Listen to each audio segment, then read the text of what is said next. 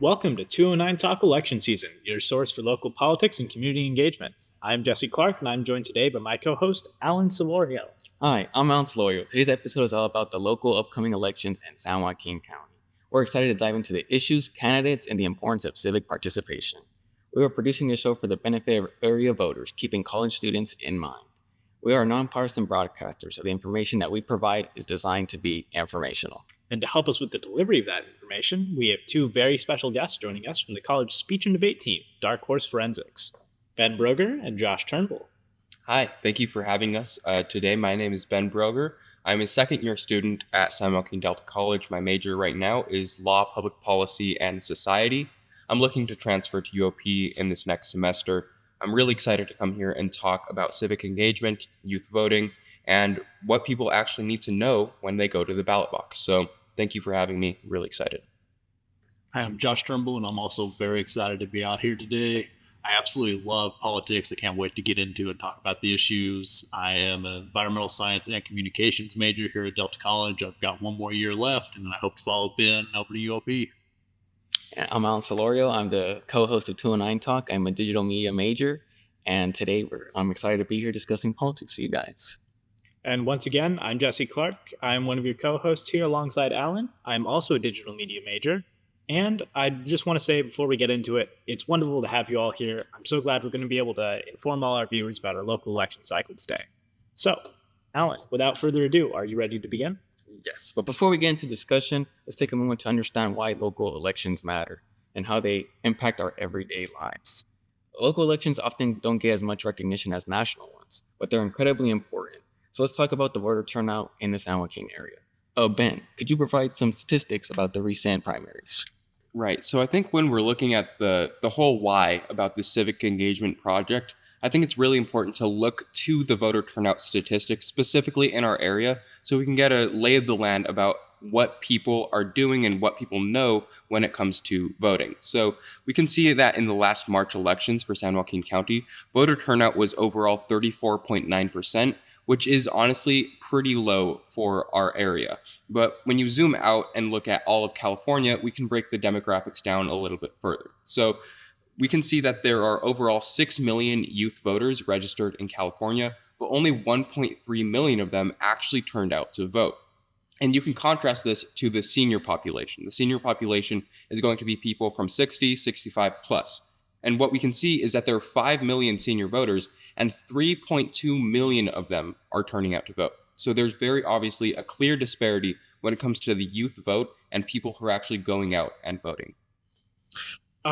What do you think some of the boundaries and the obstacles are that are causing people from being able to make it to the actual polls? We know there are several factors that are contributing to the current amount of low youth voter turnout. First and foremost is just accessibility challenges. Like, students, they have to work or they don't know where to go vote. They don't understand the process, that part of it. They just have things that are blocking them from being able to actually get there. That's literally one of the biggest challenges. And the next one is just insufficient education. A lot of youth voters just don't know that we're having an election. I know we just had our March primaries, and a lot of my teammates did not know we were having a primary. And a lot of people don't know that this November we are voting, again. So they just aren't educated. They don't know what issues are on the ballots. They don't know the candidates who are running, and they just like I said, generally lack education on the topics. Right. And I guess that's exactly why we're here today, right? So I think that I also want to give out some information right at the top where if you don't know where to vote, if you don't know how to vote, you can go to sj.gov or the Register of Voters and you can vote by mail. You can look at the polling places in which you can vote in person, or you can vote at the registration site. That is exactly right. So I'd like to pivot a little bit. One of the larger elections that we just had that's still going to be ongoing is the Stockton mayoral race. Do you want to tell us about some of the candidates there? Absolutely. So looking back to the March elections, there were a number of candidates on that ballot, right? But going into the general election in November, there are only going to be 2 candidates on the ballot. And that is because in the primary election, if a single candidate doesn't get over 50% of the total votes, they go into the general election, which they take the 2 top candidates and they have an election in November. So For our November general elections for mayor, we have two candidates. We have Tom Patty, who received 34.3% of the primary votes, and Christina Fugazi, who received 22.6% of votes. Josh, do you want to tell us about that? Yeah, we'll start off with Tom Petty. Just a little bit of background information on Tom Petty. He's a second generation Stocktonian. Actually graduated from our local school district, graduated from Delta College. He's a Delta College alumni. As a person, he's just extremely passionate about making sure we have family safety and the community has opportunities for growth, and also trying to achieve affordable education. As far as Tom's vision for Stockton is concerned, he's focusing on smart economic growth with an eye towards a self-sustaining energy and efficient communities. He's trying to make us greener here in Stockton, one of his big things. And he's actually been elected to previous public offices before in 2016, and then again in 2020 he was elected to the County Board of Supervisors. And while he was there, he fought to be able to reopen our schools and businesses and help start efforts to combat the homeless problem we have going on, and also help increase sheriff patrols. And then Tom has got a statement for this election. He says, "It is time for real action and results to reduce the impact of homelessness, ensure the safety of our families, and boost job creation, increase pay, and make City Hall more responsive to the issues that affect our daily lives, like fixing potholes, making government more accessible to the public, and holding people accountable." I think these are all really cool things to run on. His big three issues are, he wants to, like I said, first and foremost, reduce the impact of homelessness that we're feeling here in Stockton as mayor. Then wants to work on ensuring family safety by hiring more police officers and having targeted patrols. And third and final, he wants to boost job creation opportunities. And I know it's really one of the things that I personally like about Tom Petty is he wants to focus on revitalizing Stockton's waterfront and bringing businesses and opportunities in there. I think that makes him a really good candidate. And can you discuss more about our other candidate that's being Christina Fugazi? Yeah, as far as Christina Fugazi, she has spent 25 years as a STEM teacher in our local areas, teaching in a couple different schools, which is a fantastic and wonderful career to have as an educator. Go STEM education. She was actually first appointed to the Stockton City Planning Commission in 2007, so she's got a long history of having public service for the city of Stockton, helping figure out things for Stockton. While she was in there, she helped to oppose plans to destroy Stockton's last open agricultural space, go north of 8 Mile, all that agricultural land. I was out there. She helped oppose a bill that would have allowed that to be torn up. And then in 2015, she was elected to 2 terms on the Stockton City Council, where her primary role was helping steer the city out of the bankruptcy that the city was going through. And because of the work that she did, Stockton is now the second most fiscally solid and responsible city in the state of California. So we've gone from bankruptcy to being almost one of the best in the state because of the work that she was able to put in.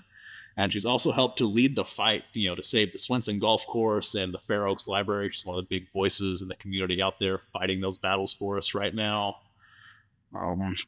As mayor, Christina Fugazi wants to focus on, first and foremost, helping out our public safety, police staffing, addressing homelessness via enforcing the law, and also wants to support local business districts. As far as the public safety, her big thing she wants to focus in on is prioritizing the recruitment and the retaining of police officers in Stockton. It's a big problem we have right now. Officers come in for a couple of years and they move on to a different department just to get some experience under their belt. She wants us to kind of help hold on to the people we have now. Mm-hmm. And then for homelessness, she wants to be taking decisive actions to be addressing our homeless epidemic, but through a lens of compassion and effectiveness.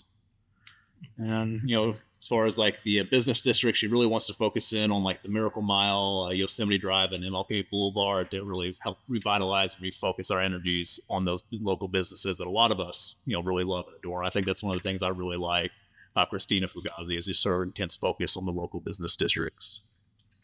Well, I want to switch topics and I want to get into the city council races. I know that's also going on in Stockton. Can you guys discuss these races, what districts are involved, and who's running? Right. So currently there are 3 districts that are up for election right now. So let's start with District 2. District 2 covers most of West Stockton, the Cesar Chavez High School area, as well as West and Hammer Lane. I'm sure some of us may even live there. So District 2 is Mariela Ponce with 38% of the primary votes going into the general election, and Waqar Rizvi with 24.7% of those votes going into the general election.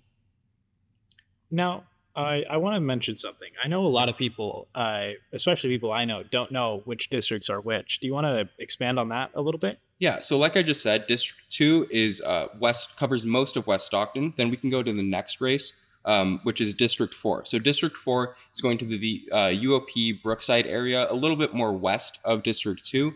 And the elections happening there are going to be Mario Enriquez, who is coming out of the primary election with 30.7% of votes, and Gina Valadez Bracamonte with 33.2% of the votes. And then we can look to District 6, and District 6 is going to be mostly South Stockton and a few other areas that are going to be south of these other districts. The two people there that are up for election are first the incumbent, which is Kimberly Wormsley, who's actually currently serving as vice mayor of Stockton, and they're going up against Jason Lee. Jason Lee received 41% of the primary votes, and a lot of people know Jason Lee as the CEO of Hollywood Unlocked, which is a social media website. I'd like to also pivot again. We're talking about local districts, but there's also county districts as well. Why don't you tell us a little bit about that? Absolutely. So there are two districts that are up for election coming into November, because one was actually decided in March. So let's start with the one that was decided in March. So incumbent Robert Rickman for District 5 was up for election in March, and because he actually won over 50% of the votes for that specific election, they will not be going into November. So Robert Rickman, the incumbent, is going to continue his election into District 5. Then we can look to District 3, which is Steve Debrum with 40% of the primary votes, and Sonny Dhaliwal with 44% of the votes.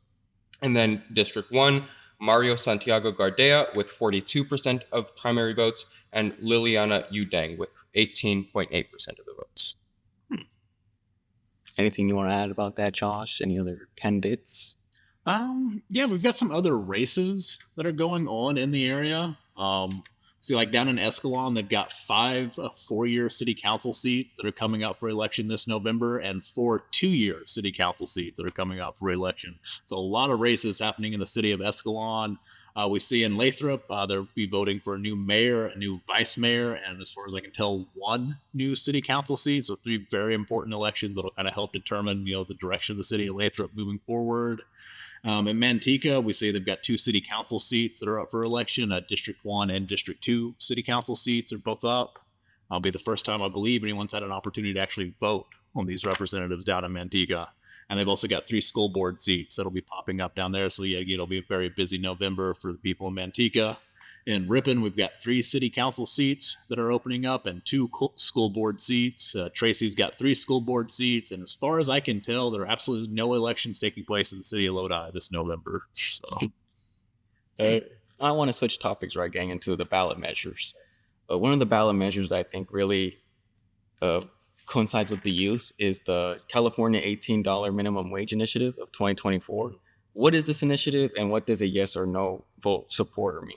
Right. So I think I'll give a little bit of quick background, and then I think Josh can jump in a little bit more in depth. But when we look at this proposed $18 minimum wage, I think it's really interesting that this was actually proposed by a citizen. It was not proposed by necessarily lawmakers. This $18 minimum wage is particularly important, in my opinion, for the youth vote, because we see a lot of times it is the youth that are impacted by these minimum wage jobs in particular. Because people say that minimum wage jobs are very often like starting out positions. We find that these starting out positions simply aren't paying enough to keep up with the cost of living. So what this $18 minimum wage is going to do is it's going to actually help people have money in their pockets to afford the cost of living. Additionally, it's going to be adjusted with the cost of living index, and it's going to be increased gradually to reach that $18 minimum wage. All right, before we continue on, I'd just like to say that we do have to pause for a moment. We have a quick little ad break that we have to show you guys. So we'll get you right back onto this topic as soon as we get through this.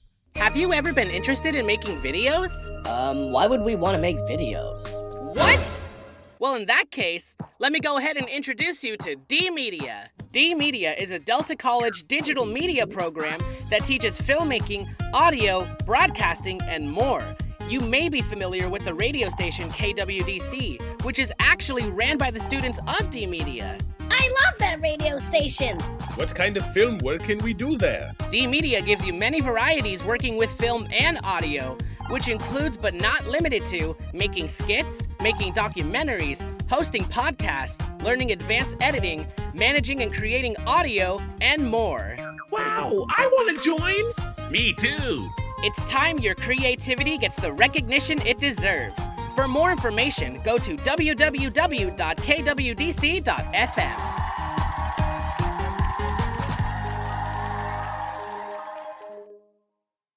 And welcome back to 209 Talk election season. I'm here with Alan Solorio, my co-host. I'm Jesse Clark, and we are back with Ben Broger and Josh Turnbull of Dark Horse Forensics, the college speech and debate team. Before we left, we were talking about a recent ballot measure for the state of California proposing an $18 minimum wage. Would you like to continue on from where we were about that, Josh? Yeah.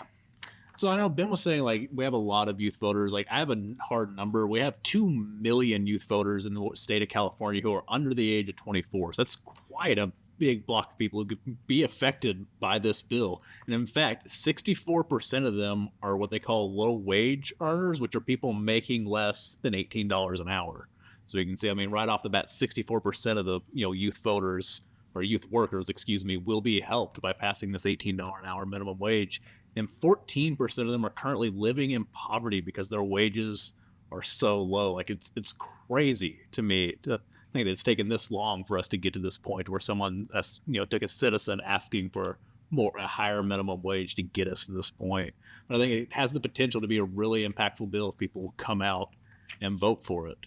We know that this ballot initiative, like I said, it increases the state minimum wage to $18 an hour for all employers by January 1st of 2026. After this, minimum wage is then tied to and will be adjusted annually according to the Consumer Price Index, which goes up by approximately 3.5% to 5% every year. So we'd say that minimum wage would go up, approximately 3.5% to 5% every year, keeping pace with the cost of living.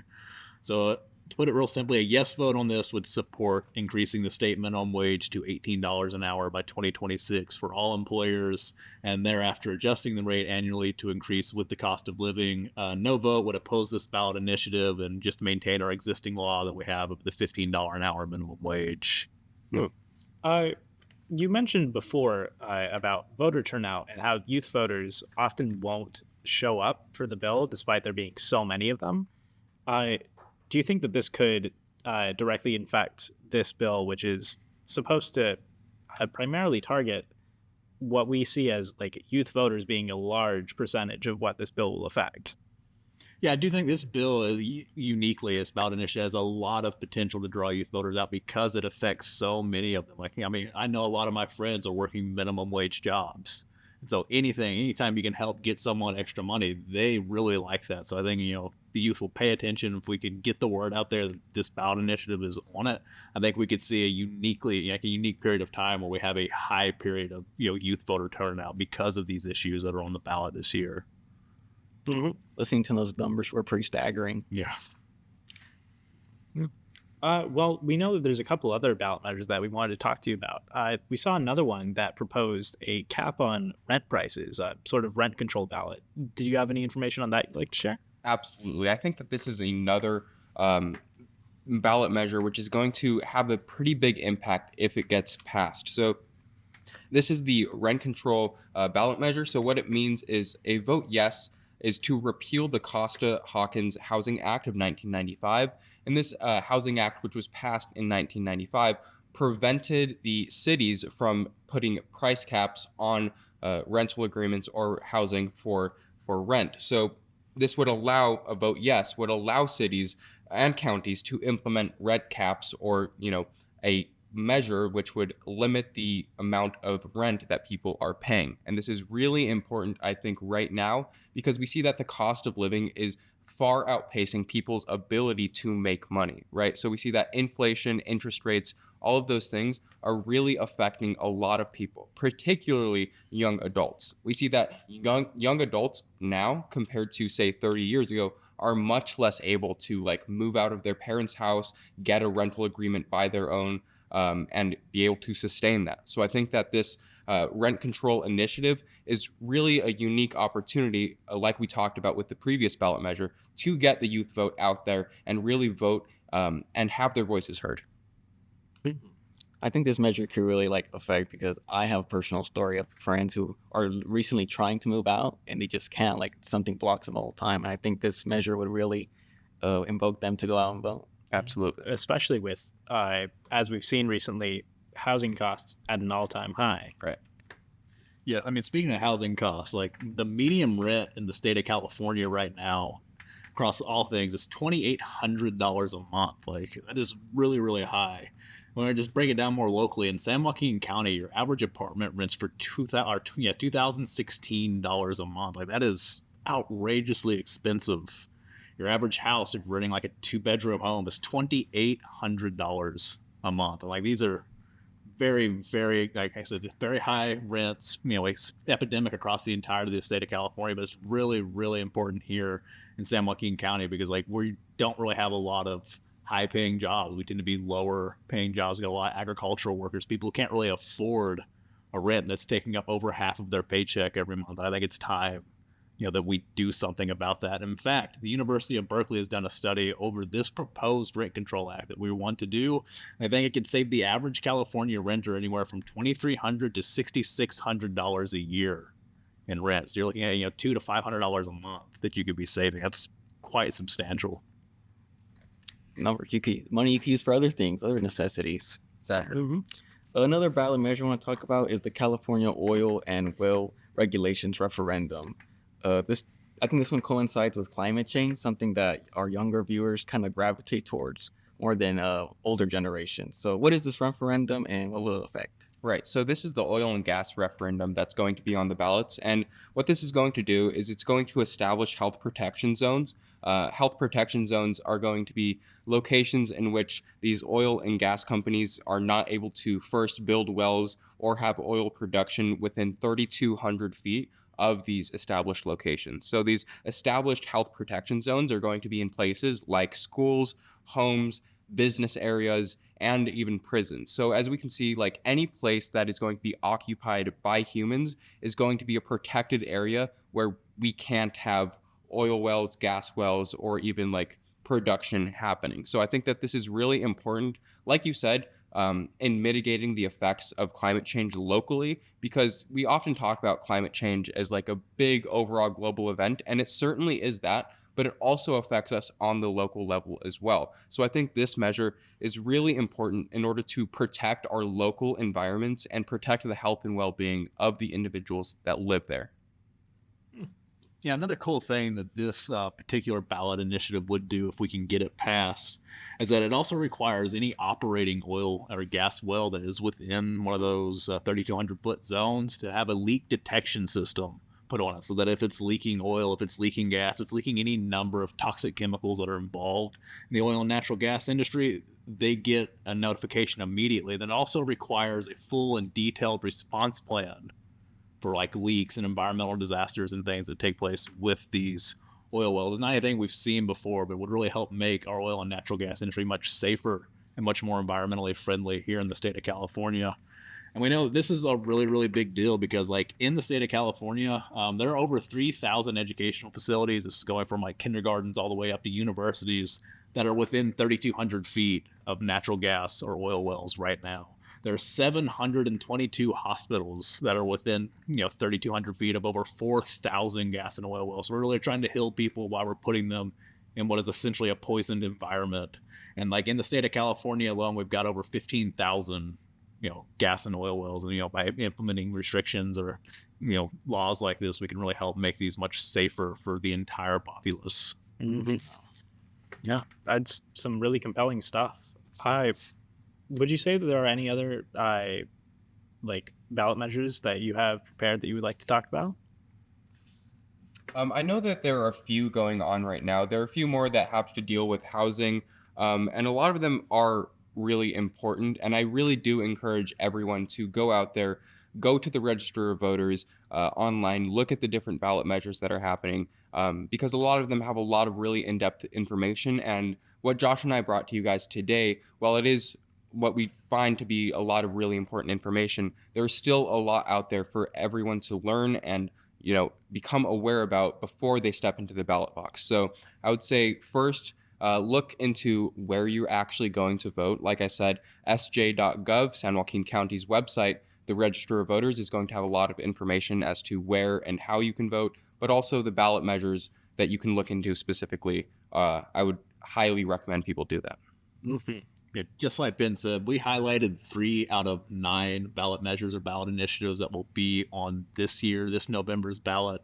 They range on everything from the percentages that are required to get ballot measures or ballot initiatives passed, these oil and natural gas referendums, housing costs. There are so many different things out there. Like, just please, go to like Ballotpedia, anywhere where you can do some research and take a look at what's on there and find the issues that are important to you, because I guarantee you they're probably being covered in one of these initiatives or measures.